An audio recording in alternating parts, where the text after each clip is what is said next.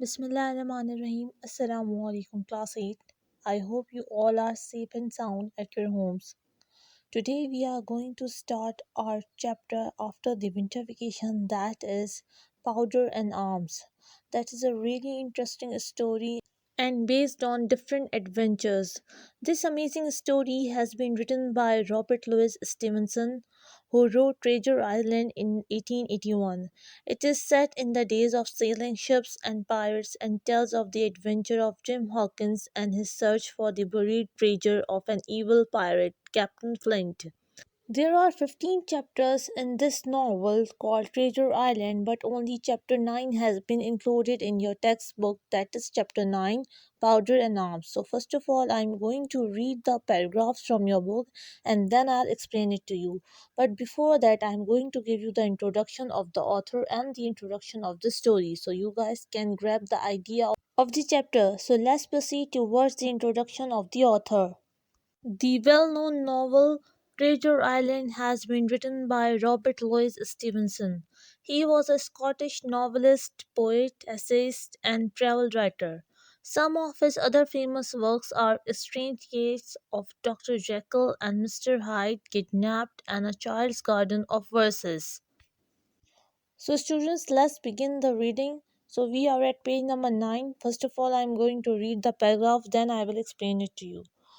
So the journey begins with the main character. The name of the main character is Jim Hawkins, and he bowed towards the ship where he met Mr. Arrow, the first mate, and Captain Alexander Smollett, who helped him in his journey. Now let's proceed towards the reading. The ship lay some way out, and we went under the figureheads and round the sterns of many other ships, and their cables sometimes grated underneath our keel and sometimes swayed above us. At last, however, we got alongside and were met and saluted as we stepped aboard by the mate, Mr. Arrow, a brown old sailor with earrings in his ears and squint. And he and Squire Trelawney were very thick and friendly. Soon as I observed that things were not the same between Mr. Trelawney and the captain. This loss was a sharp looking man who seemed angry with everything on board, and was soon to tell us why, for we had hardly got down into the cabin when a sailor followed us. Captain Smollett, sir, I am trying to speak with you, said he. I am always at the captain's order. Show him in, said the squire. The captain, who was close behind his messenger, entered at once and shut the door behind him. Well, Captain Smollett, what have you to say? All well, I hope, all shipshape and seaworthy? Well, sir, said the captain, better speak plain. I believe, even at the risk of offence, I don't like this cruise, I don't like the man, and I don't like my officer. That is short and sweet. Perhaps, sir, you don't like the ship? Inquired the squire, very angry as I could see. I can't speak as to that, sir, not having seen her tried, said the captain. She seems a clever craft, more I can't say. Possibly, sir, you may not like your employer either, says the squire. But here Dr. Livesey cut in. Stay a bit, said he, stay a bit. No use of such questions as that but to produce ill feeling. The captain has said too much or he has said too little.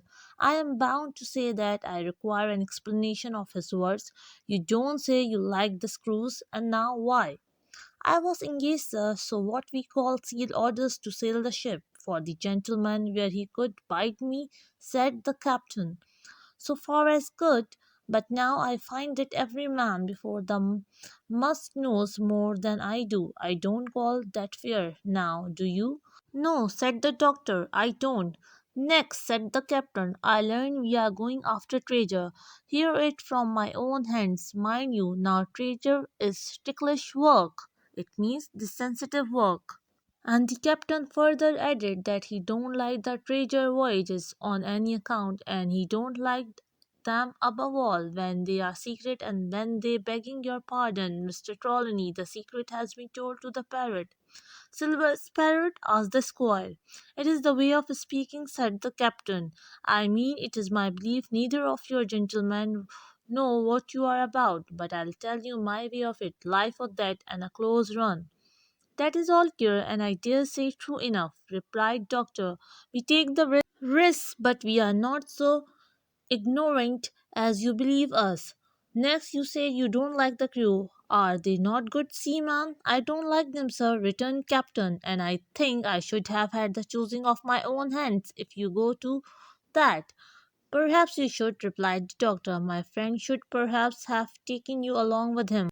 But this light, if there be one, was unintentional. And you don't like Mr. Arrow? I don't, sir. I believe he is a good seaman, but he is too free with the crew to be a good officer. Well, now, and the short and the long of it, Captain, asked the doctor, tell us what you want. Well, gentlemen, are you determined to go on the cruise? Like iron, answered the squire. Very good, said the captain. Then, as you have heard me very patiently saying things that I could not prove, hear me a few words more. They are putting the powder and the arms in the forehold. Now you have a good place under the cabin. Why not put them there? First point. Then you are bringing four of your own people with you, and they tell me some of them are to be breathed forward. Why not give them the breaths here beside the cabin? Second point. Any more? Asked Mr. Trelawney. One more, said the captain. There has been too much babbling already. Far too much, agreed the doctor. I will tell you what I have heard myself, said the captain, that you have a map of an island and there is crosses on the map to show where treasure is, and that the island lies, and then he named the latitude and the longitude exactly. I have never told that, cried the squire, to a soul. The hands know it, sir, returned the captain. So, students, we have completed almost half of the chapter. Now it's time for the explanation. In chapter 9, the main character Jim boards the ship where he meets Mr. Arrow, the first mate, and a captain Alexander Smollett. He immediately witnesses a tense exchange between Trelawney and the captain. The captain is annoyed with the people who seem to know more details than he does, and he is unsettled by the purpose of their cruise. He also objects to the storage of the powder and arms in the forehold.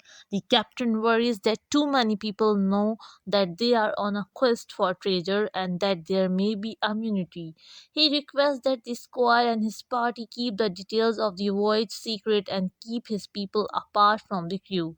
To prove his point, Captain tells the doctor that he knows the exact longitude and the latitude of the island and that there is a map that indicates where the treasure is. The doctor asks if the captain is suggesting that they keep the powder and the arms recent off along with the people. So, students, that was the recap of the previous story. Let me give you the explanation of the remaining pages. Simollett has overheard talk of Preacher, which doesn't please him, and he is upset not having a role in choosing the crew. Mr. Arrow is also too familiar with the crew, and he adds he suggested a number of changes he had liked, and inquires agreed cheerfully. Then Captain Smollett he's heard that they have a map of the island where the treasure chest location is marked. The squire tries that he never told anyone about that map. Jim knows that he is a blabber and yet in the case still believes him. In any case, it remains a mystery. The doctor declares that Smollett and Silver are at least two honest men that the squire found for the crew. The squire, though, declares that the captain is unseriously and un-English. Jim Jim is pleased with the ship's new arrangement following Samollet's request, which will allow him a breath to himself. As Jim is examining the ship's cannons, though, the captain barks at him to get to work, and Jim decided he agrees with the squire about Samollet. As Jim was excited to begin this new adventure, and to him the captain's only role was preventing him from reveling in this new life. The worst kind of parental authority has been shown by Captain Smollett. Captain Smollett is immediately introduced as a mean tempered and stubborn. He does, though, have his own suspicions about secrets that being kept from him. So, student, that is the remaining part of the story, and now it's time for your assignment. You have to write down the main events of the story in form of flowchart.